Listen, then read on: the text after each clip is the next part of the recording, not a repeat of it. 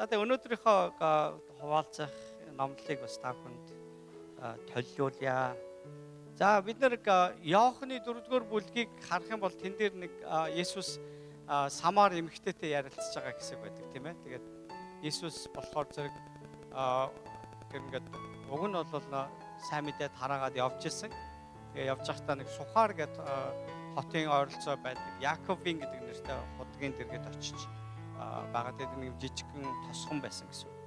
За тэгээд тэр тосгон руу ороогүй зүгээр худгийн дэргэд үлдээд дагалдагч нар нэг хоол хүнс олж авахаар хот руу орсон байгаа. Тэр хоогоор нэг эмэгтэй ингээд бүр үдийн нарандтай одоо халуунд ус авахаар ходог руу ирж байгаа байдаг. Хүмүүс бол өглөөний сэрүүн оройн сэрүүнд л одоо нар буух дээр ирж авдаг гэсэн бол тэр эмэгтэй яагаад ч юм ганцаараа ирсэн. За ингээд нөгөө тэр хоёрын хооронд яриа өрнөсөн Есүс өөрийгөө би чиний мөнхийн цангааг тайлж өгнө гэж хэлж байгаагаар дэнгүүт нөгөө эмэгтэй та надаас одоо ус утгаад өгөөч ам цанга чинь гэж хэлээгүй л гэсэн чинь чи хэрвээ надаас хүсвэл би чиний мөнхийн цангааг тайлж өгнө гэд ингэж ярьж байгаагаар хэлдэг. Тэгээд Есүс тэр эмэгтэй амьдралыг бүр ингээд нэвт мэдж байгаагаа бас хэлдэг байгаа. Чи 5 нөхөртэй урд нь 4-5 нөхөртэй байсан тий. Тэгээ одоо байгаа ч гэсэн чиний нөхөр бишээ. Гэ тэгэнгүүт хүү та ч одоо иш үзүүлэгч үү тий одоо нэг бурхны одоо илгээсэн хүн мөн үү? Тэгэнгүүтээ нэг жоохон юм шашин шүтлэг итгэлийн одоо яриа руу орсон чинь нөгөө эмэгтэй юу гэдэг вэ гэхээр бид нар уг нь бурханд итгэдэг л дээ. Тэгтээ та нар болох дээр зөвхөн Иерусалим руу очивол жинхэнэ итгэл одоо бишрлийг харна гэж ярьдаг. Гэтэл бид нар ууланд ингээд Яаков манай өвөг дээдс Яаковын одоо мөрөгжсэн газар бид нар мөрөглөө өргөдөг штэ гэсэн. Есүс түүнд юу гэж хэлсэн гэхээр уулан дээр ч те Иерусалимд ч ингэж нэг заавал очиж мөргөл үлдэх шаардлага болсон. Өнөөдөр бурхан хүний зүрх сэтгэлийг харж байгаа гэдгийг хэлсэн баг. За ингээ нөгөө эмэгтэй чинь нөгөө тэр чигээрээ саваа тэндээ орхон усны саваа орхон гутаа нөгөө чинь хот руу ингээд бүр байдаг хурдаараа гүйсэн баг. Тэгээ очоо хотынд очоо хэлсэн. Нөгөө хотынд нь бөөнөрөө ингээд эрэхтэй нөгөө эмэгтэй юу гэж хэлсэн гэхээр миний амьдралыг нэвч шут мэдээд байгаа нэг хүн энэ худгийн дэргэд байна гэсэн бүгдээрээ тийшээ гүйсэн баг. За ирээд яасан нөгөө Есүстэй уулзаад Есүс сайн мэдээ сонсоод тэд нар одоо Христэд итгэж эхэлсэн. Олон хүн Христэд итгэлээ гэсэн баг. За ингээд нэг тэрний дараа яг дараахан нөгөөдөл чи ингээ хот руу буцаж явж явах замдаа нөгөө эмэгтэй тэгж хэлсэн баг. За бид нар Есүстэй уулзсныхаа дараа үнэхээр яг жихнээс итгэлээ. Түүнээс бол чиний ярьсан бишээ гэж хэлсэн баг.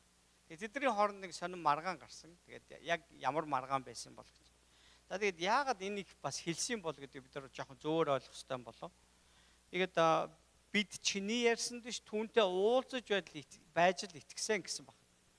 Тэгэхээр магадгүй тэр эмэгтэй нэг одоо олон одоо нөхөр солилцсон тий одоо нөгөө хүмүүс нь жоохон итгэмжгүй хүмүүс байгаа. Тэгээд тэр эмэгтэй нэг одоо нэг бахан хүүхэд суулсан эмэгтэй болол үлдсэн байх л да. Тэгээд утгасандаа жоохон нэр хүнд муутай болцсон. Ийм байж гинэ. За тэгэл хизээний одоо нэг хормоос үлтэй хүн л гэж ярьдаг байсан биз.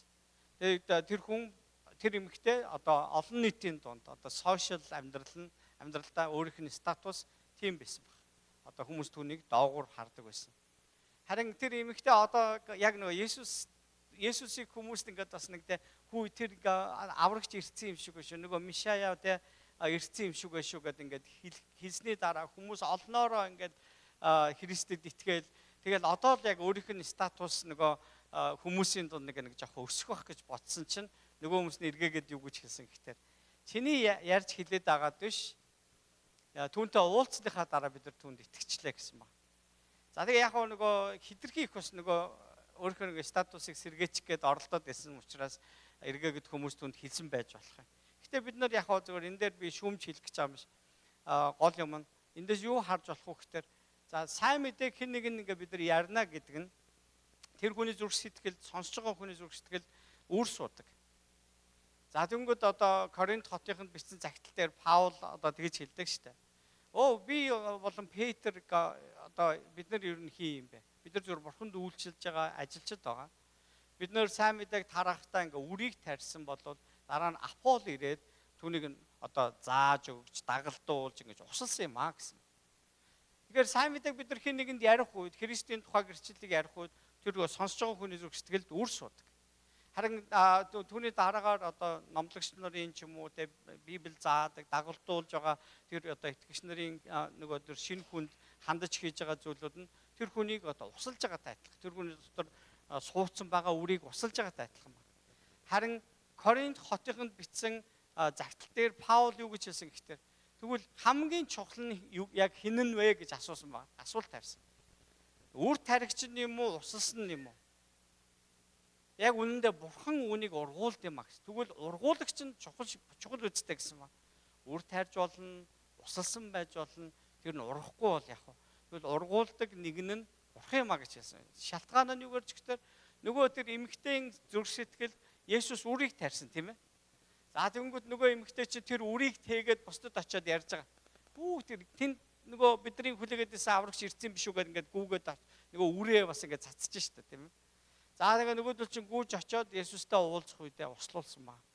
Тэгээд дараа нь тэд нар юу гэж хэлж байгаа вэ? Бид нар одоо Есүст итгэж байна гэж хэлж байгаа байхгүй. Тэгэхээр энэ ингэж ургасан. Тэгэхээр услагч нь хэн байна вэ? Бурхан буюу Есүс байгаа даа гэсэн үг. Тэгээд одоо би нэг сайхан нэг инээдтэй нэг рил үтсэн. Тэгээд яасан гэсэн чинь 2020 он буюу одоо нөгөө цар тахлын өмнөхөн нэг залуу ингээд 20 он гэсэн нэг юм он гарсан чинь уцаа тавьцсан нөгөө пицца хийж байгаагаа ингээд нөгөө бичиж яахгүй. Тэгсэн чинь нөгөө юуны рестораны эзэн нэрэнгүүтээ толгоор нь алгасан уцаа аваа авчдаг аахгүй. Тэгсэн 25 он гэсэн чинь нөгөөдөг чинь ингээд ямар ч уц муцгүй идсэн чинь нөгөө эзэн чинь дахиж ирснэ толгойг нь цогсноо уцын тавиад өгчдөг байхгүй. Тэгээ юм ингэж амар өөрчлөгдсөн. Тэ нэг талаас нь харахад огт хэрэггүй зүйл тэр залуу хийжсэн бол хэдэн жил ямар одоо нөгөө тэг бусдад ингэж харуулахгүйгээр нөгөө бизнес нь явахгүй болсон цаг гэдгийг харуулад гэсэн. Тэгэхээр хүмүүс бидний бодлоор тэ одоо энэ л сайн гэсэн арга болгон тийм сайн байдаггүй, төгс байдаггүй гэдгийг л хэлхийг хүсэж байна. Бурхан л төгс гэдгийг л хэлэх гэж байгаа. Тэгээ бурхан хэн нэгний амьдралд хийсэн гайхамшигт үйлсийг нь хараад хүмүүс бид өөрсдийнх нь амьдралд бас яг ийм зүйл боллоо тохиогоосоо гэд бид нар бодохдоо тийм ээ хүсэхтэй бид нар айгүй олон юм ингээд нөгөө өөрийнхөө амьдралд дутуу байгаа юм шиг мэдрэмж гэдэр авдаг. Энэ бидрийг аз жаргалтай болгодоггүй байгаа. Тэгвэл аз жаргалтай байх тэр юу чинь одоо өөрт байгаагаа бурхнаас өгсөн зүйлийг хангалуун дүүрэн байна гэдэг тэр сэтгэлээс л эхэлж байгаа.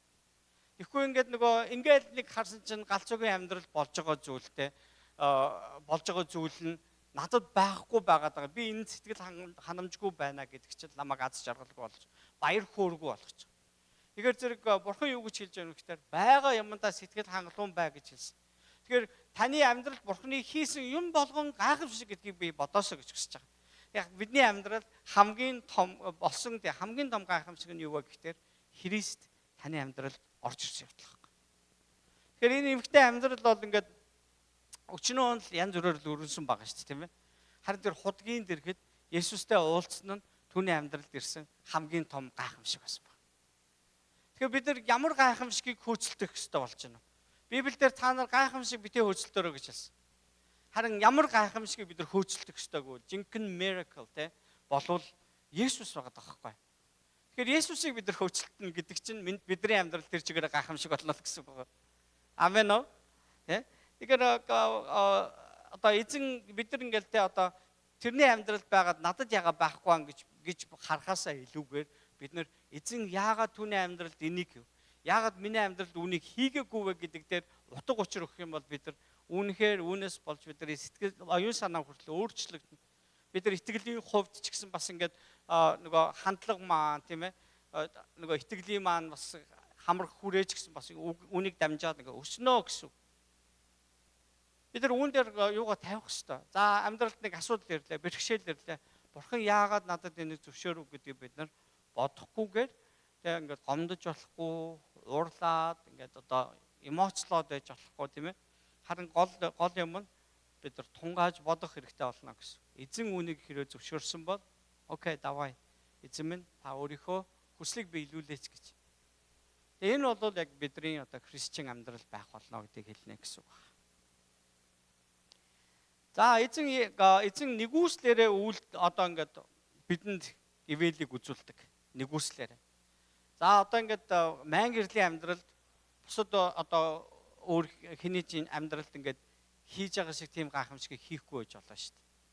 Тэгснээр миний хувьд бурхан байхгүй болчихж байгаа биш аахгүй юу? Тийм ээ? Тэгэхээр хүний бардам зам яг юун дээр хамгийн тод харагддггүй гэхээр надад энэ бурхан хийж өгөхгүй байна гэдгээс нь үүдээд байгаа эсгээ чи би шийдэгээд байгаа аахгүй юу? Тэгээд бурхан байхгүй. Миний амьдралд энийг хийгээгүй гэж тийм. Энэ бол үнэхээр хүнээс л гардаг бардам зам байгаа байхгүй юу? Тэгэхээр одоо ингээд тав хүн ингээд бодтоо хэрвээ бид нар тэгж нэг олон өөр төрөлд ингэж төрдөг байсан бол хонь болчихсон заяа. Дэлхий дээр хамгийн их одоо хүний идэш хоол болж байгаа бас мах чи юу лээ. Дахиа болцсон байсан бол яах вэ? Зарим хүн гэртээ дахиад ингээд өөрөөр нь ингээд амьдруулад ингээд одоо тий насыг нь илээж яхад бид нар бол энд тэндээс нэг аль хэдийн хоол болгоцсон зүйлийг нь аваад идчих. Тэгвэл тэд нар бол азгүй дахиа гэж одоо нэг тэр үгч тэндээс гарч штэ тий. Тэгэхээр хэрвээ бид нар тэр азгүй дахиануудын нэг байх байсан бол яах вэ? Тий? Тэглээгээд бурхан ерөөсө байхгүй гэж байгаа биш. Тэд нар хизээж гомддгүй юм шиг байгаа байхгүй ерөөсө. Яг тэгвэл хувь тавилан тэр гэдгийг бурханы гарт хувь тавилан байдаг гэдгийг мэддэг байгаа байхгүй. Тэгэхээр бид нар хэрвээ тэд сүнстэй байгаад сонгох хэлж ярих хүний хэлээр ярьдаг байсан бол өчнөө юм хэлнэ дээ тийм ээ. Харин хүмүүс бидний хувьд ярьж хэлдэг бурхантай харилцах боломжтой. Бурхан өөрийгөө бидэнд ингээд илчилсээр байтал бид нар бурханы надад хийж өгсөн зүйлийнх нь хэмжээгээр буцааж хариулах гэдэг бол энэ бол биднээс гарч байгаа бардам зан итгэлгүй байдал байгаа юм гэсэн. Бид нар үүн дээр үнэхээр бас номхорох хэрэгтэй болно гэсэн үг байна. Бурханыг өөрийнхөө нэгүслээр бидний одоо гэргэн тойронд ч юм уу амьдралд маань хийж байгаа зүйлийг бурханы нүдэнд бол энэ гайхамшиг биш ээ. Нэг тав хүн мэдгүй. Бурханы нүдэнд бол энэ гайхамшиг биш байхгүй.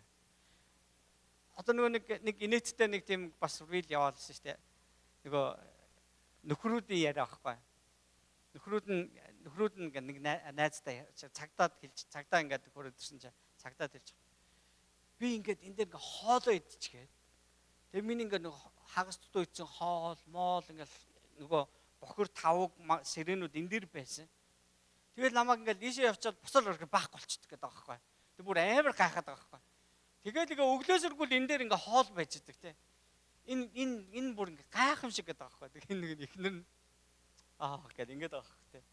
Ямаг хүүхэд байхад ээжүүдийн одоо те ингээ хүнс мүнс байхгүй одоо хөрөгч мөрөгч хоосорчлоо гэсэн мөртлөө ямар нэгэн хоол хийцэн байдаг те. Чи гайхамшиг шүү дээ. Хаанаас яаж агаад гайхамшиг хийж вэ? Тэгэд ээжүүдийн хувьд бол энэ одоо эмэгтэйчүүдийн хувьд бол энэ гайхамшиг мөн үү? Өөрөө хийж чадчих байгаа зүйл нь учраас гайхамшиг биш аахгүй. Тэгэхээр бурхны хувьд нэгүслээрээ бидний амьдралд ингээд хийж байгаа бидний одоо нүднийг томруулж ухаан алдуулж байгаа тэр одоо гайхамшиг нь бурханд бол энэ гайхамшиг биш гэдгийг бодох хэрэгтэй. Тийм учраас энэ бол бурхны хувьд одоо ингээд та нарт энийг л хөөгөөрэй гэсэн тийм зүйл нь биш байгаа даа байхгүй юусэн. Тэнгүүд бурхан бүр ингээд цор ганц магтаалаа өгсөн тэр нэг нь хэн байгаад өгтөр. Есүс байгаа шүү дээ. Бүр хүмүүст бүр дуулахаар ингээд сонсогдохоор Библиэлд бичигдэж үлдсэн. Энэ бол миний цорын ганцтай таалан сойрхдаг хүмүүн байгаа маа гэж ингэж хэлж байна. Тэгэхээр тэр өөрийгөө тэр даруй байдлаараа бурханы хүртэлтэй бурхан эцгийг хүртэл ингээд бишрүүлсэн, таалуулсан, тэ бүр ингээд нөгөө хайрлуулсан ийм үйлдэл эн чинь гайхамшиг байгаа байхгүй. Тэгвэл Есүс тэр чигээрээ гайхамшиг гэдэг утга учир нь энд оршиж байна гэсэн үг. Халелуя. Бурханыг тушаахтал одоо ингээд хүсгэдэл биелж байгаа нь тэ ямар учиртай юм бол бидэнд түүнийг бодуулахад ингээ хүргэх учиртай учраас л бурхан бидний амьдралд хийдэг. Би ингээд нэг өвчтөө ядарчаа гэж бод тэ. Тэгээ натаа адилхан одоо шинж тэмдэгтэй хүний амьдралд бурхан ингээд нэг юм хийчл харангуйтаа үүнийг бурхан ч гэсэн миний амьдралд хийж чадах юм байна гэдэг зүйл тэр одоо итгэл найдвар төрж эхэлнэ гэсэн үг байхгүй. Тэгээ бурханы хийж байгаа зүйлүүд дандаа ийм учиртай байгаад байна л гэсэн үг. Хин нэг бурхан за чи нас чинь боллоо гэд авлаа гэж ботход Тэ хүн тэрийг харчаад юу гэж бодох вэ? Бурхан ч гэсэн миний амьдралыг захирдаг гэдгийг би харна гэсэн. Тэгээ үүнээс нь бодоод би амьдралаа бас ингээд нөгөө хайрлагтайгаа болно гэсэн үг байхгүй. Хүмээр ингэж хүртэл ингээд бодох зүйл бидний амьдрал зөндөө гардаг. Гэтэл энэ дэлхий дээр би амьдрмаар байна гэсээр одоо амьдрах хугацаанд хүрэхгүйгээр нас урж байгаа хүмүүс аж. Түүнийг бурхан авч байгаа шүү дээ. Бурханы хийж байгаа зүйл шүү дээ, тийм ээ. Тэгвэл тэрийг харахтаа бид нар өнөөдрийнхөө бас зовлон бэрхшээлийг тэгээд бурханы нутарт хаяад амьдралаа өнөөдрийнхөө амьд явж байгаа энэ өдрөө үн цэнт бид нар зөнтөд бид нар тооцох ёстой учраас бурхан ингэж хийдэг байна гэсэн. Түүнээс бүгдэнд нь хэрэгцээтэй зүйлээр нь хангаж өгөөд ингэх юм бол энэ дэлхий дээр бол тэр чигээрээ өмнө самуун ерөөсөө ингээд аминч байдал тий хүн амны хэрэг бол бүр маш өндөр болно гэж байна. Хүний шунал хизээж зогсдоггүй гэсэн. Тийм учраас энэ дэлхий дээр ингээд алаг цог байгаад байдаг шалтгаан нь бурхан өөрийгөө санагдуулахын тулд үнийг хийж яадаг гэж бид нар харж байна гэсэн. За Эден цэцэрлэгт анхны хоёр хүнийг ингээд одоо амьдрууллаа шүү дээ, тийм ээ. Эден цэцэрлэгт бид нар төрөх ёстой байжээ. За тэнд бид нар ингээд бүр ингээд өвдөж зовхыг мэдгүй, тий одоо ингээд өтлөхийг мэдгүй бид нар тэгж амьдрах ёстой байсан баг. Яг харин бурхан тэнд ингээд олон моддыг ингээд тарьсан. Тэгээд тэднэрт ингээд энэ цэцэрлэгт байгаа бүх моддыг та нар арчлах ёстой гэдгийг хэлсэн. Гэхдээ та нар модныхын жимснээс авч идэж болохгүй нэг мод байгаа. Тэрний юу лээ? Нэг амийн болон сайн мууг мэдүүлэгч тэр модны жимснээс авч идэж болохгүй. Бусдаас нь идэрэ гэсэн байна. Гэхдээ эхний өгсөн тушаал нь энэ моддыг арчлаарай гэсэн. Түүнээс идэрэ гэж хэлээгүй шүү дээ, тийм ээ. Энэ моддыг гэхдээ. Тэнгүүтээ хоёр дахь сануулж байгаа зүйл нь та нар альч модны жимснээс авч идэж болно. Гэхдээ л эннээс битгий идэрэ гэж хэлсэн байна. Тэгэхээр тэнд чи одоо 1 сая мод гэдэг. Манай нэг ерөнхийлөгчийн хэлдгээр 1 тэрбум мод гэдэг юм уу, тийм ээ. Жимсний моднууд байж. Бүгд ингээд гоё шимт хижээлтэй хэрэггүй юм ерөөсөө нэг ч байхгүй тийм чи. Тэгээ тийм жимснүүдээс ингээд дураараа ингээд авч идэж авч хэрэгцээгээ хангадаг юм байсан бол яагаад заавал бурхны онцгойлон загсан зүйл рүү ингээд шунсан болоо гэж. Тийм. Мэдээж энд нөгөө муу ерэн сүнсний бурхны дайсан болох те муу сүнсний тарьсан хог байж байгаа нь үнэн. Түүний ятгалганд хүн автсан. Хүн ямар тохиолдолд гараас сунгаж энэ хэргийг үйлдээд байна уу гэхээр ятгалаг ирэхэд энэ дотор юм шунал байж байгаа бол тэр шуналтай холилдоод хүний гар явчихж байгаа байхгүй. Ойлгож байна уу те? Тэгэхээр эргэн тойронд маань хүмүүс бид нар ингээд нэг энэ хүн яахаараа ингэдэг байна гэж боддог зүйл дандаа хүний өөрхийн шуналаас болдог л гэдгийг ойлгох хэрэгтэй. Тэр шунал дээр нь тэр муу сүнс ирээд чөтгөр ирээд юу гэж зүгээр шивнчихэж байгаа байхгүй. Тэгээ юу гэж хэлдэг вүлээ? Чи наадхнаас наад жимснээс аваад модноос жимс аваад чих юм бол бурхан болно. Яг бурхан шиг болно шүү дээ гэсэн. Тэнгүүд нэг одоо хүнд нэг юм жоохон дутуу юм яваад исэн байгаа байхгүй. Бурхан тэр Эден цэцэрлэгт байгаа бүх амьтдыг захируулсан. Бүгдээ захируулсан. Тэгээд нэг амьтад ингээл бүр ингээд те хосоороо нэг нэгээрээ хурж ирээд нэр авч ирсэн. Гэ боддоо тэгэхээр нөгөө одоо тэр хүний хийж байгаа зүйл нь нөгөө Адамын хийсэн зүйл нь юу болж байна? Айгу эрх мэдэлтэй байгаа даа сте. Тэгээд амьтад ерөөсөө өөрөөр нь ингээд өөрт нь захирагдаад байгаа. Тэгээд арслан хараад арслан гээл им гараад өнгөртөн. За эрслэн гээл. Тэгээд ингээд нэрлээд ингээд сууж ясан байгаа даа. Тэгэхээр нэг л юм дутуу багцсан. Юу гэхээр бурханд өөрөө захирагдах хэрэгтэй болчихсон. Тэр шунал ингээд дотор нь яваад байна. Тэр шунал нь өөрийг нь гонсоолгосон. Яг гонсооцсон байгаа сэтгэл дээр нь ятгалаг ирсэн. Сатан могооны биеийг ашиглаад түнтэй ярьсан гэдэг байгаа шүү дээ. Тэгээ түнд ярьсан. Ярахтаа юу гэсэн? Наадхнаас аваа ичгэр чи бурхан болно гэд. Дахиж бурхан захирагдахгүй юм биш үү? Би бурхан шиг ингээ өөрөөрөө л явчих юм биш үү? Ингээ нүдэн дээр нь бурхан ингээл одоо бурхан түнтэй уулздаг байсан гэж бодох тэр магадгүй те Есүс л байх гэж хүмүүс ярьдаг. Яг тэгвэл хүний одоо дүр төрхтөөгөр те үзэгдэж чадхаар юм чи. Тэгэхээр ингээл нүдэн дээр ингээл нисэл явцдаг байсан юм уу? Яачдаг байсан бүр хатархаал байсан байгаа байхгүй юу? Тэгэж явсараагаа ийм зүйл болсон байгаа даа. За тэгвэл энэ дэлхий дээрх бүхий л одоо зүйлд хандах хандлага маань бидний бас шунлаас болдог, атаархлаас болдог тийм ээ. Бас сэтгэл хангалуун биш байгаагаас мань болдог. Энэ бол муу ерөн сүнсэнд олзлогдох ерөөсөө нөгөө гох нь болж өгдөг тий. Тэгээ муу ерөн сүнс үнийг ингэж дэгээддэг байх гэдэг юм. Бид нэр олон жил ер нь бурхангүй амьдарсаар ирсэн ба. Бурханыг мэдэхгүй. Гэхдээ амьдралынхын өдрүүд нь эхлэх төгсгөл нь бурханы хүч чадлаар захирагдаад яваад байгаа шүү дээ. Тэ? Тэгэл яг нэг өвдөөл, үхгээл ирэхээр бурхан байна уу гэл тэ. Баг залуу юм жоохон бахад хүүхдүүд маш сүнслэг байгаа шүү дээ, тийм ээ. Бурхан байдаг гингүү тэд нөрөөсөө эргэлзээгүй итгэдэг. Тэгэл бүр ингэ. Жоохон томроод ирэхээр ингээд нөгөө би чинь надад ер нь бурхан хэрэгтэй мүү хэрэггүй мүү гэл ингээл тэ.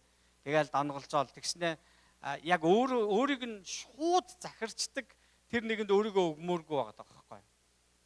Тэ өөрийг нь шууд захирчдаг нэг нь өөрийгөө өгмөөргүй байгаа байхгүй. Ясаа. Хамгийн захихаа гадарч тэр. Тэр нөгөө дахиад нэг байгаа. Тэр саяных ч зөв. Тэ наадхыг нь дараалах гэдэг байна тэ. Энэ дээдлийн дээшээ дарсан уу тэ? Халуунаа. Тийм байна. Тэ. Энэ арай 50 хүрэх болоогүй юм шиг байна тий. Тэ цамцтайгаа суугаад байгаа юм байна шүү дээ тий. За ер нь бол ингэ 40 жоо хивэж байгаа улсууд бол даарж байгаа шүү. Тий. За манай Батөржинийг аваа яачих байлгүй тий. Энэ тайцлахаа гэрлийг өгөөгүй юм шүү дээ. Би айгүй хар царайтай гарч байгаа даа. Тий. Хамгийн захих нь ах хэвээр. Тий. Одоо нэг энэ удалцаал. Тэн дээр одоо нэг юугаа өгнө гэсэн үг тий. За буцаад орох уу? Одоо гайгүй харагч байна тий. Би энэ ихний хэсэг дээр бол ерөөсө тасаар царайтай гарсан одоо яана. Ямар нэг фильтр ашигладаг юм уу яа тий. Яаж ч энэ төрөлхийн борогч хэлэхүү гэдэг. За тэгээд өнөөдрийн бас яг удирдгал маань та бүхэнд юуг санагдуулаад багтаа хүмүүс бид ер нь өөрсдөөсөө болтогоо гэдэг тийм ээ. Харин бурхны анхны хүсэл бол биднийг мөнх амьдруулахыг хүсдэг. Тэр бидэнд хайртай тий. Тэгээд бид нар бурхан бол өөрөө гайхамшиг бидний хувьд бол өөрөө гайхамшиг гэдэгт итгэх хэрэгтэй. Түүнээс бидний эргэн тойронд болж байгаа зүйлүүдийг бурхан гайхамшиг гэж хардаггүй. Харин тэр өөрөө зүгээр хийхийг хүссэн зүйлээ л хийсэн. Тийм ээ. Харин тэр биднэрт юуг санагдуулж явах ёстой гинэ? Бурхан байна гэдгийг санагдуулах ёстой. Тийм ээ. Тэгээд бид даруй зүрхсэтгэлээр юу хүлээж зөвшөөрөх ёстой гэвэл бурхан минь та миний амьдралд юу хүссэн өөрийнхөө хүслийн хэмжээгээр та үйлдээрэ гэдгийг бид нар хүлээн зөвшөөрөх ёстой. Энэ бол биднээс гарч байгаа даруусал баггүй да. Тийм ээ. Тийм учраас тийм болох дээр одоо хэн нэгэнд ингээд бүр харамгүй заяасан авьяас нь би хатаарах хэрэггүй. За одоо манай үлзий ахчараас гар марын тэр авьяас маяас тэр одоо бүр амар авьяас дөө шүү дээ тийм ээ. Гэтэл чин тэрийг нь харцгаад ингээд би хатаархаад бурхан минь яахаараа гэдэг ингээд одоо бурхантай заргалдаад ах нь миний ажил биш ээ гэсэн үг байхгүй. Бурхан надад бас намайг бас нэг хааны газар нэг хэрэгтэй шүрв болгохоор л бүтээсэн гэдэгт итгэх хэрэгтэй гэсэн үг байна. Халелуя. Тэгээд би танд бас урам зориг өгье. Та бол сайн аав, сайн ээж. Та бол сайн эхнэр, сайн нөхөр байгаа. Яг уу та бол ааштай л та. Тийм ээ? Жохон шогл тоо. Гэхдээ бурхан таныг яг хэрэгтэй газар нь тавьсан гэдэгт халуун итгээрэй гэж хүсэж байна. Тэгээд тэр бурханы яг нөгөө тэр тавьсан тэр зоригт та өөрийгөө өгөхөд л та амьдралаасаа аз жаргалыг мэдэрнэ. Баяр хөөртэй байх болно. Та бурханы тэр нөгөө юуг нь яана гэсэн үг. Тэгээд хүч чадлыг нь амсна. Түүнээс ирж байгаа тэр ивэл өрөөлийг нь жигэн утгаар нь та ойлгоно гэсэн үг байна. Амен. Нөгөө олон жил ханил зүг хүмүүс мууддаг гэсэн мессеж айгүйх нөгөө сошиал ертөнцид явдаг шүү дээ тийм ээ. Тэгэл эхний жилээ ингээл нөгөө амар хайрлал ингээл толгоо молгоогоо юм зогчих уу эдэргээл гэжсэн бол 5 жилийн дараа гэсэн чинь ишка онгоолохдоо цогж мөхөөл тэргээ тоохгүй явдаг болчихж байгаа гэж байгаа юм. Тэгээд энэ бол яг хаа зөвхөн буруу мессеж, зөв мессеж нь юу гэхээр бид нөгөө нэг анх дуурлаж хайрладаг байсан бол явандаа бид нар нэгнийгээ өрөвдөж хайрладаг дорно. Өрөвдөж хайрлах гэдэг чинь нөгөө энерги тухай ярьж байгаа шүү дээ. Энерж хайрлах гэдэг бол төгс хайр. Хажуудхундээ хэлэхгүй юу? Энерж хайрлах гэдэг бол төгс хайр юм шүү гэж тийм ээ. За тэгэхээр тэр хайр руу бид нар үнэхээр орох ёстой байгаа. Халелуя. Амен. За түүнээс ингээд бид нар амьдралдаа ингээд янз бүрийн ингээд нэг апгрейд те одоо нэг сайжруулалт хийчих гээд айгүй их олон янз юм туршиж үздэг. Үгүй зүгээр яг амьдралын чин дотор байгаа тэр хэв маягийг өөрчлөх ганц л юм бол Есүс л байдаг. Тийм ээ. Тэгэхээр самар эмэгтэйн түүхийг би яагаад татаж ирээ ярьсан гэхээр тэр эмэгтэйн амьдралд ямар нэгэн зүйл хэрэгтэй байгаа байхгүй. Яг тэгвэл тэр олон жилийн туршид аль хэдийнэ тэг ингээ муу нэрийг зүүхээр зүйлүүд гэдэр хийгээд амьдцсан. Тэг бүгд өөрийнхөө сонголт байсан гэдэг тэр мэдж байгаа. Тийм ч учраас ингээд хинч ус авахар ирдэггүй тэр цагаар ус авахар ингээд халуунд ингээд хөлсөө цутгуулan байж ус авахар ирж байгаа яг тийм хэсэг байж байгаа. Харин Есүс тэнд хүлээгээ зогсож ирсэн. Тэгээ түүнтэй бүр ингээ хувьчлан уулзах хүсэлтэй байсан юм шиг байгаа байхгүй. Тэгээ бүгд хоол ингээд эргүүлээд одоо ингээ хот руу орцсон хойгоор Есүс яагаад үлдсэн юм? Тийм ээ? Бид нар нөгөө нэг ерөнхөө гэж хот руу Есүс орж ирэхдээ олон хүн Есүсийг харах гал ингээл бүчиж шахаал ингээл байж хахад Есүс явж яснаа инжирийн модон дээр зөндөл хүүхэд мөхтүүд байж лсэн баг л та. Тэгээ явж яснаа тэнд байгаа ганцхан тэр Заккад хандаж юу гэж хэлээд байна. Ой! Закка буугаад өнөөдөр би танаад очино гэж. Энэ бүгдийг бурхан төлөвлөсөн байгаа байхгүй юу? Тийм ээ? Тэгэхээр энэ бүгдээс нь харахаар бурхан таны амьдралыг үнэхээр нэг нэгэнгүү мэддэг. Тантай хувийн харилцаатай байхыг хүсдэг. Үнэхээр хүнд хэцүү амьдралыг туулж гэнэ. Зүрстгэлтэй хүн юм санаа зовнол айц хүч байгаа бол Есүстэй хувьчлан уулзахаар суугаарай тийм ээ? Түүнийг ирж хаагаараа бурханы үгийг барьж аваад уншаараа тэр үед бурхан тантай ярих болно гэдгийг хэлхийг хүсэж байна. Гайхамшигт эзнийг бараадах гэдэг бол бидний амьдралдаа хийх ёстой энгийн эн тэргүүний зүйл байгаа. Амен. Иохны 5 дугаар бүлэг дээр харах юм бол би яг энэ үйл явдлаас хойш 5 дугаар бүлэг дээр харах юм бол нэг юудэчид нэг баяр болоо тэнд ингээ Иерусалимд Есүс очисон тухай гарч байгаа. Тэгсэн чинь тэнд ингээд Иерусалим чинь ингээд 12 хаалгатай ахгүй том жижиг Иерусалимын одоо чинь цайз юм хан хэрэн байгаа шүү дээ. 12 хаалгатай.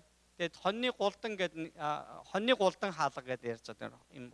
Хон тууж оруулдаг тий одоо мөргөл одоо юунд чинь зориулдаг тийм ээ. Хон тууж оруулдаг тэр хаалганы дэргэд Бицаада гэдэг нэртэй одоо юм цөөрөн баг. За тэр цөөрөн нэг тийм онцгой цөөрөн байсан. Өдрийн нэг тодорхой цагт тэр цөөрмийн ус ингээд ингээ хөдөлдөг баг.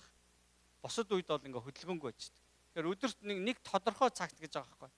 Тэгээд яг тэр ус хөдөлж эхлэхэд тэд нар яаж нээж мэдсэн бүүм үз сая. Гэхдээ ус хөдөлж эхлэхэд хамгийн түрүүнд орсон ямар ч өвчтөй хүн эдгэрч ирсэн. За юм одоо дэлхий дээр байдаг бахна. Байна. Энд нар шаамаршаан тиймэрхүү юм байдаг штэ тий. Харин Библиэлд тодорхойгоор хэлэхдээ тэр өдрийн нэг тодорхой цагт эзний одоо бурхны тэнгэр элч ирээд түүнийг хөдлөгдөг байсан гэж байгаа байхгүй. Нэгсэндээ одоо бурхан тэнд бас өвдөж зовж байгаа хүмүүс нэг боломж олгодог байна штэ. Гэхдээ энэ нь лимиттэй байгааг бид нар харж байгаа. Лимиттэй.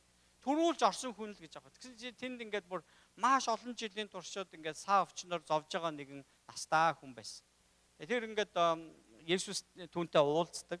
Ягаад ч юм Есүс тэр одоо өвдөж зовсон хүмүүсийн дундуур ингээд зүгээр гараад явчихгүй тэр хүн дээр хурж ирээд тэр хүн 38 жилийн туршид өвчтэй байсан баг. Одоо юу ч байхгүй л гэсэн үг шүү дээ. Тэгэл тэнд хэвтчихэд яаж ам зогоодог байсан юм бол зайлвал эсвэл нэг сүмээсэн ч юм уу ингээд нэг юм халамж өгдөг байсан юм уу яасан те.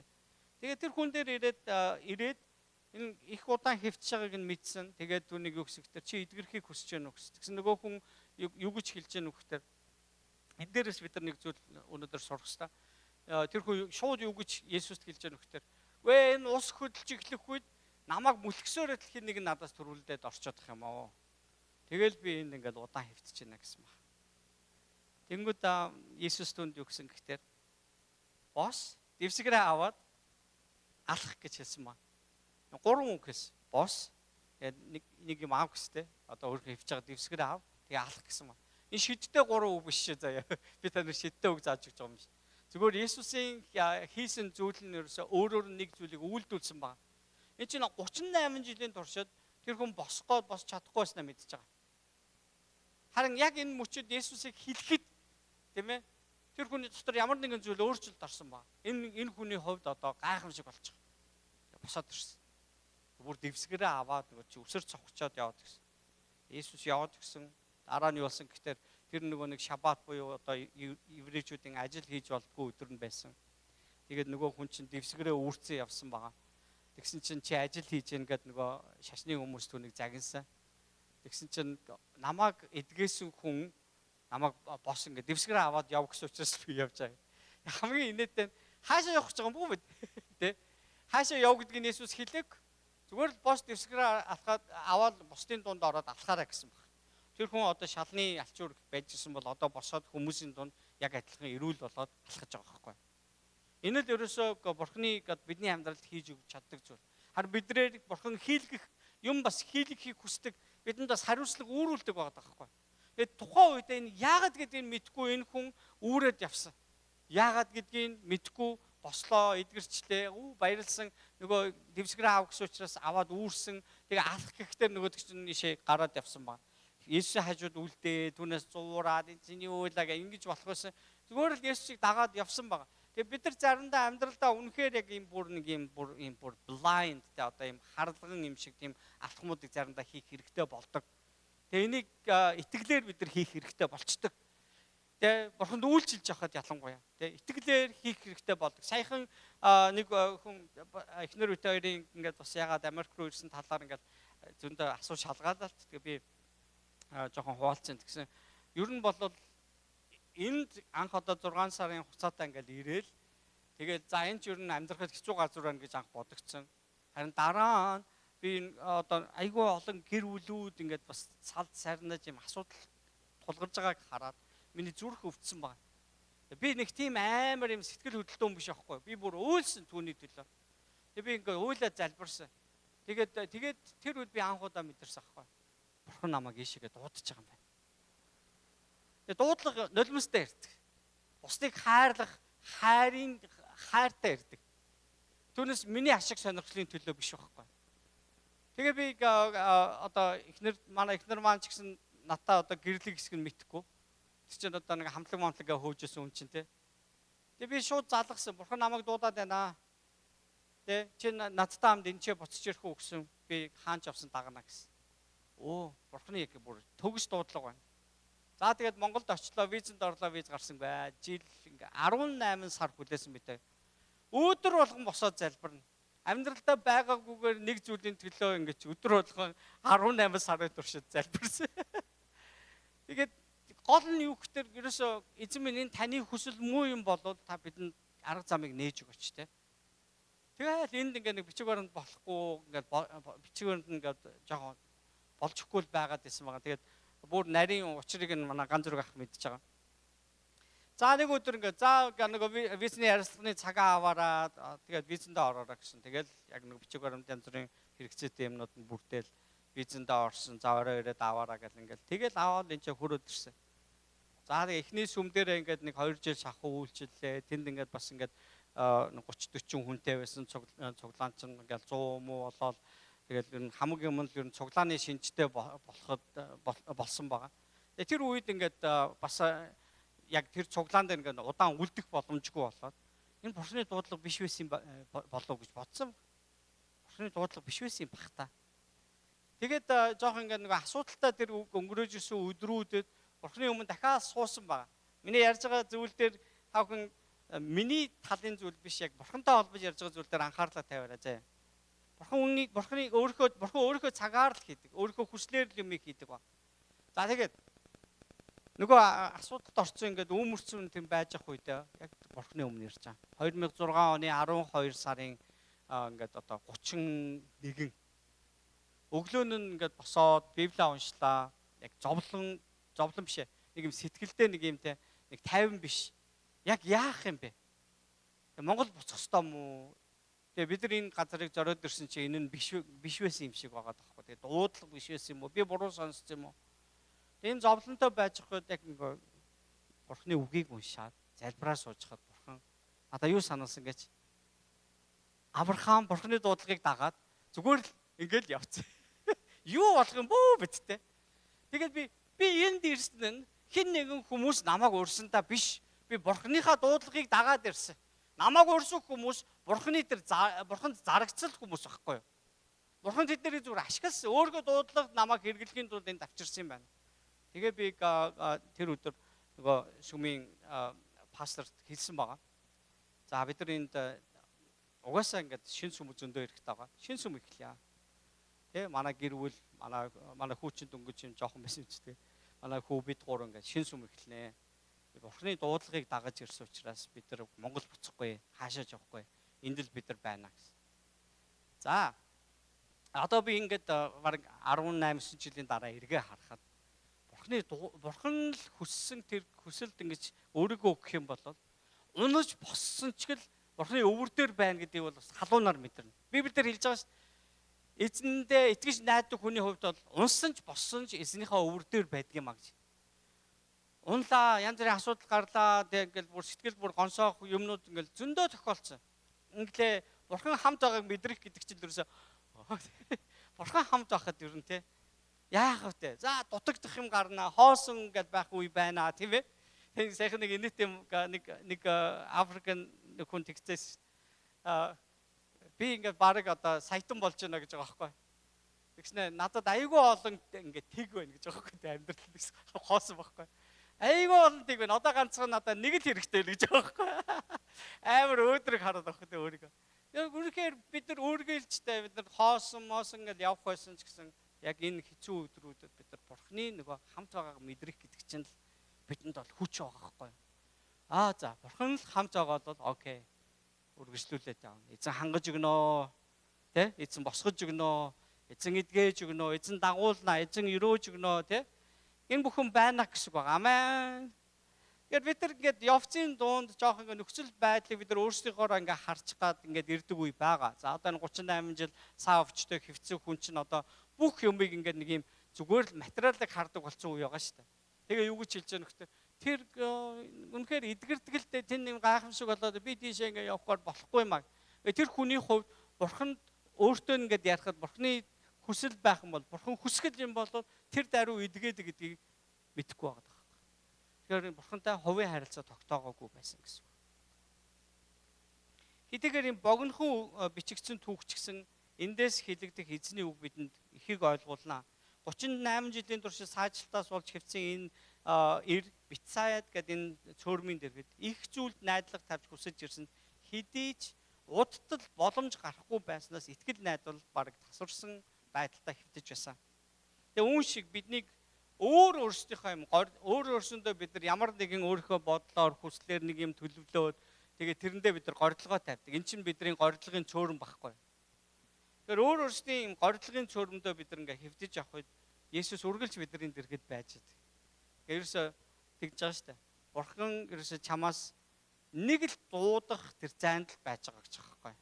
Нэг л дуудах зайнд л байж байгаа. За манад нэг том залуучууд амьдарч байгаа шүү дээ. Айдар чи их том. Надаас биеэрээ том, хүчтэй, бярта гэж ихтэй мэдэж чадж байгаа юм ч бас их баг шиг байна. Тэгээд ямар үед ээжээ гэж дууддаг гэж бодож байна те. Ямар үед хамраас нь цус гарахад ээжээ те хүмүүс хуруу ингээл зүсэгдэж ороод ингээл яхаа. Ээжээ гэл. Гэл. Нэг сүртэй. Өглөө тэгээд одоо манайс ч тийм үед амьдраагүй юм шиг гэдэг шүү дээ. Ер нь бол тэ. Бид нар чинь зүгээр долоогоор нэг навч наачаал явдаг гэсэн үстэй. Гэхдээ бид нар эргээд бодох юм бол яг гэртээ байхдаа бид нар тэ амьдрал хэцүүдэнгүүд ээж ааваа гэл ингэдэг гэсэн тэ. Тэгэхээр бидэрт нэг аминд тулаагүй үед бид нар бурхныг дуутахгүй байгаад байдаг юм шиг байна. Аминд тулаагүй. Зүгээр нэг юм өөртөө нэг юм одоо яг ингээд загасч хүмүүс ингээд тгээ хайчаад айгүй их юм ингээд зарж байгаа шүү дээ. Үн загаслах чи бас л ер нь үнэтэй идэх шиг байна тий. Том загас барыг бол бүр л их үнэтэй юм хэрэглэх хэрэгтэй юм шиг үлээ шүү дээ. Зарагтгээ шидчгээд орох уу үгүй юу гэдэг бол ерөөсөө тэнгэр мэдэн заяа. Тэ? Түүнээс ингээд нэг шийдлээ заавал орно гэдэгт бол тэр загасч хүн бол ойлгомжгүй. Ер нь бол тэгж 100% итгэдэг хүн байхгүй. Зүгээр яг ороосоо гэж бодоод хүлээж байгаа нь эн чин тэгж ингэж өөрийгөө тамалж байгаа нь тий ингэж өөрийгөө тамалж байгаа нь бас өөрсөнд нь юм жаргал юм шиг байгаа байхгүй заа. Ингэж игэж байгаа байрлаа. Тэр нэг бүр үгээр хэлхээ аргагүй юм сайхан юм шиг байна. Гэтэ энэ тэр болгон дэгээ шийдэх болгонд барьдаг гэсэн утгатай ерөөсөө биш байгаа. Тэгэхээр загасч да би тавганд нэг үг юм хэлье. Юу чинь уурганд чинь дэгэнд чинь загас оруулж өгж байгаа нь загас өөрөө юм уу? Та өөрөө ингээд сонгоод бүр хаан багыг нь мэдээ за дэгээгээ шийдээд аманд нь та өөрөө хийсэн үү? Загас өөрөө ч ороогүй шүү зэ. Бурхан. Тэр болгонд талархснаа илэрхийлж байгаа юу? Чаддгүй. Манайхан бүгдээрээ загасчаад байгаа ш тэр нь бол би тэгээд яриад байгаа шүү зэ. Бизнес хийсэн ч гэсэн үйлчлүүлэгч байлаа. Та өөрөө ингээд зарлаа л те. Өчнөө бизнестэй бүгдээрээ зар тавьж байгаа. Зөвхөн таны зараар ингээд хүмүүс ирж байна гэдэг чинь бурхан сонгож өгж байгаа гэдэг та итгэдэг үү юу? Тэгвэл сайн байна. Итгэдэг бол сайн байна. Та бол үнэхээр агуу итгэлтэй хүн байна. Энэ чинь итгэлтэй хүний шинж байхгүй юу? Тэгэхээр бид нар итгэлийн амьдралыг яг энэ тухай яриад байна гэсэн үг. Бүр тэр ч утгаа сүм чуулганд таныг энд ингээд авчираад бурхан суулгасан гэдэгт пастор өөрөө итгэхгүй л яг уу. Энд айгүй хэцүү юм болно шүү дээ. Би итгэлгүй хүн байна гэсэн үг. Тэгэхээр хүн нэг болгоныг бурхан өөрийнхөө хүслээр энд авчирсан гэдэгт би итгэж байна. Тэгээд таа ч гэсэн бас таны амьдралд болж байгаа бүх зүйлүүдийг бурхан өөрийнхөө хүсэл тааллаар хийж байгаа гэдэгт итгээрэй гэж хүсэж байна. Харин бид нар өөрсдийнхөө хүчээр юм хийдэг юм шиг бодоод эхлэх үед л бидэрт асуудал гарч байгаа. За тэгвэл бид нар нөхцөл байдал бид нар за шалтгаалаад бид нар заримдаа бурханаас холдоо явцдаг. Өөрийнхөө бардам занд бид нар хөдлөгдөөд бид нар бас бурханаас холдоо явчихж байна. Тэгээ бид нар бас юу яаж өөрийнхөө бас нөгөө юм характер те нөгөө зан чанарын мэс чанарынхаа байдлаас болоод бид нар бас бурханаас хол байна. Тийм ээ? Өөрийнхөө хүчинд итгэж найдаж байгаа зүйл биднийг бурханаас хол болгож байна. Тэгээд амьдралд маань ямар нэгэн зүйл гайхамшигтай санагдуулсан амьдралд нэг өөрчлөлт юм сайжруулалт ийм хөгжүүлэлт авчирсан ямар нэгэн зүйл бүх юмаа өгөхдөө бэлэн байдаг. Яг хөө тиймэрхүү нэг төр зүрийн чадвар, төр зүрийн юм өөрчлөлтийг авчирч чадах хүчин зүйлүүд байдаг. Гэхдээ энэ нь бурхан мөн үгүй юу гэдэгт би таныг бас бодоорой гэж хүсэж байна. Есүс энэ хүнээс асуусан. Чи эдгэрхийг хүсэж байна уу? Тэнд эдгэрх хүсэлтэй олон хүн байсан ч Есүс ганцхан түүнтэй ярьсан. Тэрээр Есүсийг танихгүй байсан хэдий ч энэ нь өөрөөрөө оршигчтэй бүх зүйлийг захирч чаддаг тэр бурханы ажлын төлөөх сонголт байсан гэдгийг тэр хүн мэдээгүй. Есүсийн асуулт нь тэр хүнд өөрт нь туслаад цөөрөм рүү оруулах хүн гараад ирлээ гэж бодогдоход хүргэсэн баг. Хин ч гэсэн тэгж бодох байх тийм ээ. Ингээ нэг өвчтөе өвчсөн чинь чи эдгэрхийг хүсэж гэнэ үү гэсэн чинь энэ сайхан залуу сайхан ирж чинь те одоо намайг ингээ зүгээр сайхан чирж аваачаад ус руу оруулчих юм байна да гэж бодсон баг. Гэтэл түнд ямар ч ус материал хэрэглэлгүйгээр тушаасан байгааг бид нар харж байгаа биз тий. Бурхны үг хүрэх газараа заавал хүрдэг. Бурхны хүслээр бүр байгаа ондог. Ингээд ямар нэгэн ус, шороо, ямар нэгэн материал ерөөсөө хэрэггүй. Зүгээр л бурхны тушаал, түүний хүсэл байгтал болж байна гэдэг бид нар харж байна гэсэн. Есүс бидний төлөвлөгөөг дагдаг нэг юм биш ээ. Харин бид түүнийхийг дагах ёстой байгаа. Есүс түүн тушаас бос дэвсгэрээ аваад алхаж гэл. Эхлээд түүний итгэл байгааг нь түүнээс асууж байгаа. Тэр дагсан, эдгэрсэн. Тиймээс Есүс биднийг хамгийн юм доод зэгтэй байхад тэр горилгын цөөрмийн манд иргэд тэр уулзахыг тэр хүсэж байдаг байгаа. Есүс энэ хүнд хоёр дахь удаага нэгүсэл үзүүлэн уулзсан байгаа. Тэр хооронд нэг баахан хэрэг мандсан байгаа. Юу гэхээр нөгөө хүн чинь ингээд нөгөө шаббат өдөр буюу еврейчүүдийн амардаг өдөр, ажил хийдгүү өдөр нь дэвсгэрээ үүрцэн явсан. Тэгээ нөгөө чи сүм рүү яваад орсон байгаа байхгүй. Тэнгүүд нөгөө нэг шашны нөгөө өдөртөгч нар нөгөө хуулийг заадаг багш нар нь юу гэсэгтэй. Хөөе. Чи юу хийгээд байгаа юм бэ? Өнөөдөр чи ажил хийж болдгоо. Энд чи шаббат өдөр штэ. Юу хийгээд байгаа гэсэн. Тэгсэн чинь намайг эдгээсэн хүн энийг үүрээд яваарай гэсэн штэ гэж. Энэ дэлхий дээр өнөөдөр бас Христийг сайн мэдгүй хүмүүс зөндөө байна. Христийг эсэргүүцдэг, шүмжилдэг, таны Христэд итгэдгийн төлөө сүм чуулганд явдгийг чинь хүртэл шүмжилж, гойчилдог хүмүүс байцлаа. Яг энэ хүн шиг хариулт бид нар хэлэх хэрэгтэй болно гэсэн. Намайг миний амьдралыг эдгээс намайг мөнхөд аварсан тэр нэгэн Намайг өөртөө итгээрэй гэж хэлсэн учраас би итгээд алхаж байгаамаа гэж хэлэх ёстой гэсэн үг. Бид нар өнөөдөр энэ итгэл Христэд итгэхийн бас Христийг бусдад ингээд танилцуулахын энэ үрийг цацхын бид нар үүрэг хариуцлагыг үүрсэн.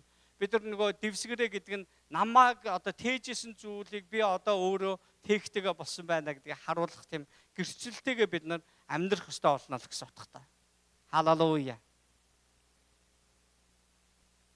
Тэгээд нөгөө хүний чинь чи ингэж болохгүй. Тэр хүн чи хийн гэсэн. Би нэрийг асуусангүй гэсэн баг. Бүр ингээд нөгөө амьдралд нь янз бүрийн юм болоод би нэрийг асуусангүй шүү дээ гэж. Тэгэд зарим хүмүүс сүмд ирдэг. Бурхан амьдралд нь ингээд гайхамшигтай юмнуудыг хийдэг. Тэгэд нөгөө хэн хийснийг сайн мэдэхгүй амьдраад иддэг заримдаа. Тэг бүр нөгөө нэрийг асуугаагүй амьдарч иддэг тий. Тэгээ явж дараа нь яг Есүстэй ингээд уулзангуудаа Есүс байсан биз дээ гэж мэддэг. Тэгээ энэ хүний амьдрал яг ийм зүйл тохиолдсон. Есүс түүнтэй уулзаад сүмд багт нь очиж уулзаад за яа чи одоо надад итгэх үү гэсэн. Тийм ээ. Тэгээд өөрөөр хэлбэл энэ хүн одоо нөгөө цөөрмнөөс цөөрмөнд ингээд найдвараа тавьцаасан. Тэр цөөрмнөөс Есүс рүү анхаарал хандсан гэсэн үг. Би тавхныг бас тэг бодол санаа асуудал дээрээсээ бурхан өөрсдийн хараага асуудал дээрээсээ аваад эзэн дээр аврагч дээрээ тавиараа гэж хүсэж байна. Тийм ээ? Танд боломжгүй санагдж байгаа зүйлсүүд бурханд боломжтой гэдэгт бүрэн итгэхийн тулд бид нар яг энэ үйлдэлийг хийх ёстой болно гэсэн үг. Халелуя. Тэгээд одоо нэг жишээ нэг ийм юм амьдралд гардаг. Бурхан минь. Миний эргэн тойронд өөрчлөлтийг гаргаж өгөөч. Тэгээ намайг одоо энэ хүмүүсийн дунд ингээд одоо бас нэг жоохон нэр нөлөө бүхий бас удирдахч болгож өгөөч гэж залбираад лээ гэж бодъё. Тэгсэн бурхан өөрт нь юу гэж хэлж гин үг гэхээр чи зан чанараа зас. Бусадтай харилцаагаа зас. Чи бас өөрийгөө хөгжүүл. Тэ? Чи өөрөө суралцах ёстой. Ямар ч мэдлэггүйгээр тэднийг чи энэ хүмүүсийг удирдахч болно гэж байхгүй шүү дээ. За ингээд бурхан хэлсэн байлаа гэж өөрөөс нь шалтгаантай үйлдэлийг бурхан түүнд хэлсэн байгаа. Шаардсан байж бол. Тэгээ тэнгүүд цааргалаад одоо бурхан минь. Би ямар нэг юм хиймээргүй шүү дээ. Намайг зүгээр л шууд мэддэг болгоод өгөөч. Тэ? Зүгээр л та намайг нэг юм сайхан замтай болгоод өгөөч. Юмыг сайхан хардаг болгоод өгөөч. Бүр ингээд төрцөн юм шиг өдөрдөгч болгоод өгөөч гэдэг. Харин бурхан бидэнтэй яаж ажилтдаг вэ? Биднэр үйлдүүлэхийг хүсдэг. Тийм ээ? Намайг хүчтэй болгоочгүй л бидний амьдралд бэрхшээл авчирна гэдэг байгаа шүү дээ. Хөлийг минь хүчтэй болгоод өгөөч гингүүд уул руу авируулна гэдэг байгаа шүү дээ. Тийм үү? Тэ? Хурдан болмоор гүүхгүйгээр бид нар яаж хурдан болж чадахгүй. Тийм ээ? Дасгал хийхгүйгээр яаж хурдан болж чадах. Тийм учраас Библиэлд Эфес номон дээр хүртэл юу гэж хэлсэн байгаа вэ? Бүх одоо Коринт дээр ч байна уу? Бүх болчингууд ингээд зэрэг ажиллаж яж хүний бие өсдөг гэдэг шиг биднэрт ингээ ямар нэг юм бурхан үүрүүлдэг. Энэ нь бидний сайн сайхны төлөө байдаг гэдэг нь Ром 8:28-аас 30 дээр хэлсэн баг. Тэгэхээр бид нар ерөөсөө ямар нэгэн үйлдэл бид нар хийхгүйгээр бурхан биднийг зан чанараа зас гэж байгаа бол хандлагаа өөрчил гэж байгаа бол даруус гэж байгаа бол бид нар үүнийг нь хийжээж бурханаас хүсэж байгаа зүйлээ хүлээж аавна гэдгээ бодох хэрэгтэй. Бурхан бидэнд яг зогсон тэр зүйлсүүдийг аль хэдийн бэлдсэн байгаа. Түүнд хүрэх юм шатуудыг бидэнд өгчихсөн байгаа гэдэг байхгүй юу? Энэ хүн 38 жил өвдөөд ингээд хөвцөн учраас Есүс өрөвдсөн гэж байгаа. Есүс өрөвдсөн. Тэгвэл 38 жил бурхан энэ хүний амьдралд юу ч хийхгүй, юугаа хийж яасан болоо гэсэн шүүмж гарч ирж байна. Магадгүй энэ хүн одоо бүр ингээд бурханд гомдч мутсан байж магадгүй тийм ээ. Гэхдээ эцээц энэ хүн эдгэрснийхаа дараа юуг ойлгосон гэхээр яг энэ өдрөл аврагч ирэх байсан учраас л би энэ өдрийг хүлээгээд өвдсөн юм байна.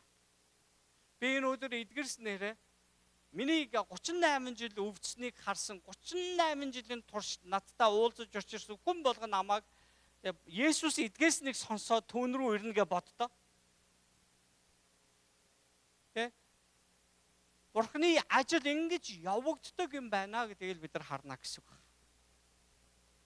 Есүс бол амийн талах гэж одоо Иохны 26 дугаар бүлэгдэр хэлсэн. Есүс ингэсэн баг. Үннээр би та нарт хэлье. Та нар тэмдгүүдийг үтсэндээ намайг хайгаагүй, харин талах идэд цадсан учраас хайж байна. Идэх хоолны араас явж байна. Та нар мөнхөж устдах хоолны төлөө бас харин мөнх амьд хүргэх хоолны төлөө ажил. Үүнийг хүний хүү та нарт өгөх болно. Учир нь түүний дээр эцэг бурхан өөрийн тамгаа дарсан юм а гэсэн. Тэгвэл бид бурханы ажлуудыг хийхин тулд юу хийх вэ гэсэн? Есүс та нар бурханы илгээс нэгэнд итгэх нь түүний ажил мөн гэсэн баг. Бид нар бурханы төлөө ямар ажил хийнэ гинэ? Бурханы илгээсэн тэр Христэд итгэх нь ажил юм а гэж хэлж байгаа байхгүй. Тэгэхээр одоо итгэдэг гэдгийгээ бид нар яг хаана илүүгээр харуулах юм? Сүмдэр ингээ бид нар адилхан итгэдэг хүмүүс суг ирчгээд байхад бид нар ямар юмараа тодорсон итгэлээ харуулах вэ?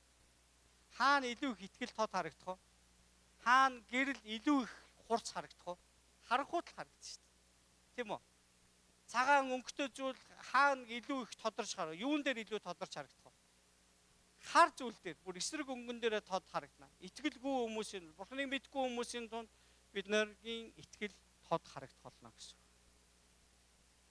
Тэгээ Есүс юу гэсэн гэхдээ би бол амийн талах. Над руу ирдэг хүн өлсөхгүй, надад итгэдэг хүн хизээ цангахгүй. Харин та нар намайг үдсэн боловч итгэхгүй гэж би та нарт хэлсэн.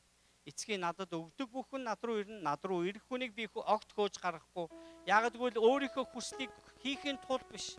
Харин намайг илгээгчийн хүслийг хийхин тулд Тэнгэрээс бууж ирсэн юм а. Түүний надад өгсөн бүгдээс би юуг ч алдалгүй. Харин эцсийн өдөрт тэднийг амьлуулах нь намайг илгээгчийн хүсэл муу юм а. Учир нь хүүг харж түүнд итгэгч бүр мөнх амьтаа байх нь миний эцгийн хүсэл юм а. Эцсийн өдөрт би өөрөө түүнийг амьлуулна гэж хэлсэн байгаа. Амен. Есүс нөгөө эдгэрч гисэн хүнтэй эргээд тэр сүм дотор уулзаад түүнд юу гэж хэлсэн гэхээр за чи одоо түүнд итгэвүү гэх надад итгэж гэнэ үү гэсэн. Тэглээ би танд одоо ингэ итгэлээ гэсэн. Тэнгүүд түүнд нэг загсан үг нь ерөөсөө нүгэл бүүгэл гэж хэлсэн байна. Зарим тайлбар багш нарын тайлбар болохоор энэ хүн ямар нэгэн нүгэл үйлдсэн учраас юм өвчтөй болсон бахаа гэж бас тийм тайлбар явдаг. Тэгэхээр уг өгшлийн бурхан мэдэж байгаа учраас түүнд дахиж хэлж байгаа гэсэн утгатай. Нүгэл үйлдэх гэдэг чинь бурханы бурхан гэж харахгүй байхыг л ярьж байгаа шүү дээ. Тэгэхээр бурханы хүслээр явахгүй байх гэсэн. Өөрийнхөө дураар явах гэсэн. Бурханы жигшдэг зүйлүүдийг үйлдэх чинь нүгэл гэж ярьж байгаа. Тэгээ энэ бүхэн биднийг өвдүүлдэг байх. Бүр улмаар өгүүлдэг байх тийм.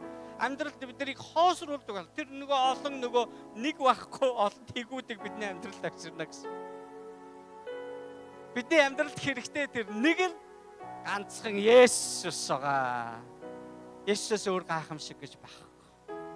Тэм учраас таны амьдралд бурхны хийж байгаа зүйлийг та гэрчлээрээ бусдын бас амьдралд бурхны хийж байгаа зүйлийг харахтаа баярлаж хөөрч эцэг энд ямар нэгэн зүйл хийж гинэ гэдгийг харж түүнд талархлаа өргөж амьдраараа гэж уриалж хамтдаа бүгдээрээ залбирцгаая.